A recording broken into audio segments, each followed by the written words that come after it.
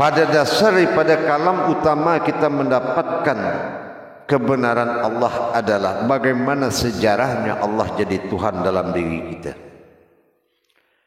Persoalan ketuhanan kepada diri kita kaji dalam tersirat, persoalan diri kepada Tuhan kita kaji dalam hakikat. Ini beza dalam pemahaman. Kalau kita tak paham mencarikan jalur-jalur daripada ketuhanan pada umat dan umat kepada ketuhanan, hakikat dan tersirat ini tidak akan pernah kita bisa bezakan. Kalau kita ingin tahu pembezaan hakikat dengan tersirat, hakikat tidak ada perumpamaan wujud pada kajian itu. Maka kita akan mengenal kepada titian daripada kitabul wa'dinya Allah atau kitab yang ditetapkan.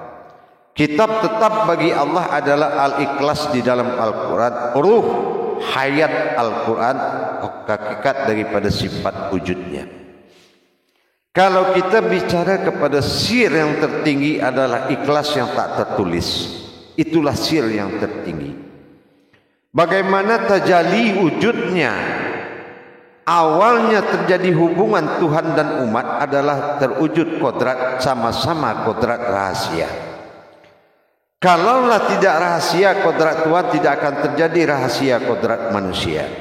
Inilah bagaimana cara terjadi dua kodrat. Kembali kita melihat dua persengketaan wujud besar di tangan Allah, yaitu wahid dan ahad.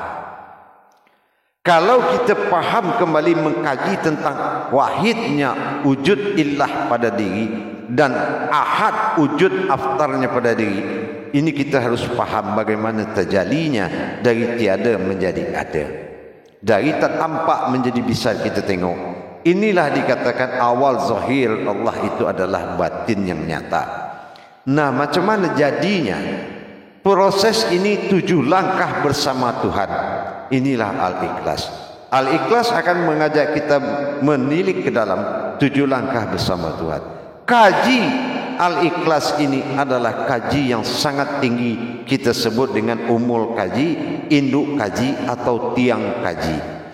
Kalau rohani kita belum pernah bertajalli di dalam sir 7 Al-Ikhlas, 7 pecah 7 Al-Ikhlas pada diri kita, belum terwujud hasil mewujudnya Allah pada Al-Ikhlas dalam diri kita, maka belum kita bisa mendapatkan kaji-kajian lain. Kenapa? Rohani kita belum terangkat derajatnya karena belum bertajalli di dalam sirnya Allah. Al-insani siri wa innahu wan siri al-sifatun an-siru. Engkau adalah rahasiaku, aku engkau dirahasiakan. Engkau juga rahasia aku adalah rahasia engkau. Dan aku bersifat pada rahasiaku, dan sifat itu juga aku. Fi sifatin innahu. Jadi yang bisa berdampingan dengan rahasia itu adalah sifat. Sifat ini yang dikatakan ahad. Tetapi untuk menuju kodrat ketuhanan yang bersifat, maka sifat ini adalah wujud daripada zahir. Ini yang menjadi pada sifat kodrat ahad pada diri kita. Maka dalam 7 langkah bersama Allah, inilah awal pintu kaji kita, yaitu awal pintu kaji besar. 70-50 tahun engkau belajar di depan hidung guru engkau, tapi belum tentu engkau bisa dapat apa yang dikatakan 7 sirat, 7 rahasia Allah dalam Al-Ikhlas. Yang paling-paling dalam kajian ma'rifat 7 hakikat Allah dalam Al-Ikhlas. Ada ahad, ahadah, wadah, wahadiyah. Itu kaji hakikat, bukan kaji sir. Tak mungkin ada hu bersekutu dengan ahadah, wahdah dan wahadiyah dengan segala pohon, kayu, api, air, angin. Tak mungkin keakuan Allah. Sementara kulhu di sini sudah diterangkan oleh Allah. Untuk itu pada jemaah, kita akan memulai kajian keikhlasan macam mana wahidnya berwujud kepada ahadnya.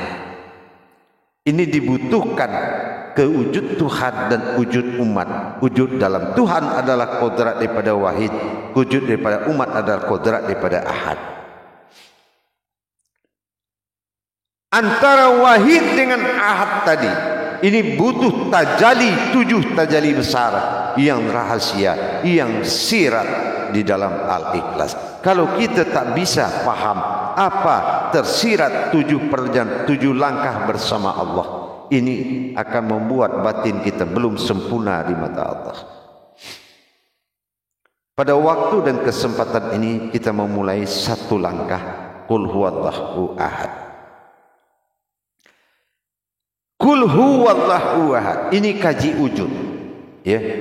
Qul ini adalah bahasa tasdik, artinya banyak. Katakanlah, imanilah, saksikanlah, lihatlah, wujudkanlah. Banyak arti daripada qul itu. Bukan hanya katakan. Hu adalah aku. Allah adalah sebuah zat. Adalah rahasia, kodrat rahasia. Ahad adalah wahid. Saksikanlah, lihatlah, aku adalah zat yang tenggelam di dalam rahasiaku yang satu. Ini yang harus kita tengok dalam tajalli. Tak boleh dibaca tapi ditengok. Bayangkan, hunya, keakuan Allah tenggelam dalam wujudnya sendiri, wujud sirnya sendiri. Jadi apa? Itu yang dikatakan wahid. Ahad pertama itu mengartikan wahid. Sementara ahad terakhir menandakan satu. Kalau wahid menandakan tunggal. Macam mana bentuk daripada ini masuk wahid kepada tunggal? Di tunggal dan di wahid, di ahad yang satu. Ada ahad, ada ihad, ada u. Tapi kaji tersirat ini, rahasia itu adalah ahad, bukan ahad, bukan ahad, tapi ahad. Kalau alif kasrah domah di atas jatuhnya adalah sir, rahasia. Bayangkan, keakuannya lenyap di dalam kerahasiaannya. Berdirilah diri wahidnya satu, yaitu diri rahasia.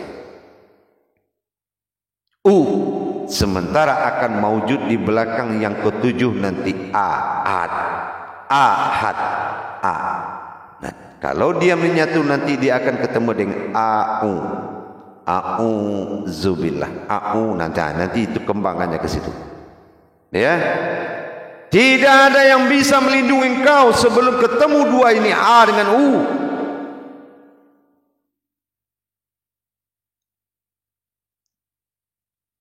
Makanya pada itu jamaah sekalian, kaji ini kaji sangat tinggi. Belum ada sanggup mursyid manapun bongkar kaji ini. Kenapa? Karena butuh kepercayaan dan keyakinan guru dengan murid, murid kepada guru, sesuai dengan izin dan langkah daripada Allah. Kul hu Allah. Kul, mau apa artinya? Lihatlah, saksikanlah, terserah Allah dalam prasangka kita. Allah alif lam lam ha, alif awal ahad barakah. Zat yang ditenggelamkan pada sir yang satu, ahad atau wahid. Jadi ahad pertama itu kita sebut dengan wahid. Kenapa? Karena ada di depan dia. Maka ahad itu jatuh menjadi wahid. Wahid ketunggalan yang tidak berasmakan apapun juga. Macam tu jemaah. Tajalli sirullah pada diri adalah al-ikhlas. Macam mana langkah 6 lagi nanti dia sampai pada ahad yang kedua. Yang 7 inilah nanti baru dia katakan dia bersifat. Bersifat dia masuk lagi kepada 7 Al-Fatihah. Perjalanan batin bersifat. Tingkat sirnya. Menjadilah dia 14. Jemaah yang dirahmati Allah rahimakumullah. Inilah yang akan kita terjalikan setelah kita mengenal tadaburnya pada saat ini. Ketujuh tadabur baru masuk kepada terjali yang pada yang 7. Barulah terjemput induk kaji. Barulah terjemput humul hayat. Barulah terjemput arasnya Al-Quran. Barulah terjemput ruhnya Al-Quran. Itulah Al-Ikhlas. Keikhlasan antara wahid dengan ahad. Macam ni seperti tangan kita dua ni. Kalau tangan kanan engkau ini meminta dia kuasa tubuh kita, tangan kiri kita ni dia minta juga dia kuasa pada tubuh kita. Kira-kira apa masalah atau apa solusi yang kita kasih sama dia ni? Tapi kalau Allah tak dia bingung, tak dia susah-susah, dia jadikan batang tubuh dia temukan dua tangan ni. Nah, engkaulah hidup dan engkaulah matiku. Disitulah ketemunya a'udzubi illah. Nanti kita belajar.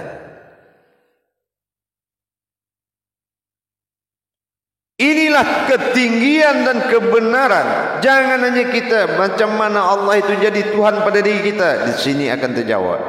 Jangan hanya kita aku maujud daripada Allah. Bagaimana keputusan kajinya? Sudah ada sertifikat dari Al-Ikhlasnya.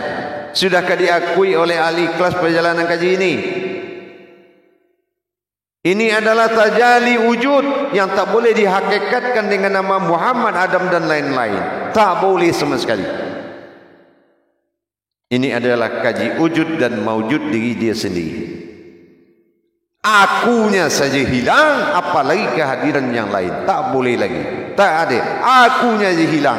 Aku hu, Allah u. Coba. Hu bisa luput di dalam wujud u. Baru dia luput kedua kepada i, baru luput ketiga kepada a. Tapi u awal daripada dia luput. Menjadi diri rahsia. Nanti baru dia munculkan diri sifat. Diri rahasia dinamakan diri sifat. Diri sifat itu dinamakan diri rahasia. Barulah betul benar. Al-insani siri wal siruhu fi sifatin wasirhu. Betul. Engkau rahasia aku rahasia engkau. Dan dikudirikan sifat rahasiaku. Dan sifat itu aku juga. Fi sifatin nahu. Barulah bertemu asli daripada inti kaji yang selama ini kajian orang. Makanya dikatakan ini adalah induk daripada kaji. Wujudnya sudah kembali kepada sir. Ya? Dia sudah kembali kepada sir. Sir itu tidak ada lagi memakai kalam dan pandangan. Kalau dia an'amta alaihim, batin ikut-ikut ada dalam wujud. Kalau batin ada, sudah hancur itu. Karena akunya saja hilang, apalagi batin. Ya. Nah, jadi belum tak ada. Ini sendiri daripada itu aku. Nah, lenyaplah aku dalam diriku sendiri. Macam itulah kira-kira. Lenyaplah aku dalam diriku sendiri. Itu untuk memulai diri dia menguasai.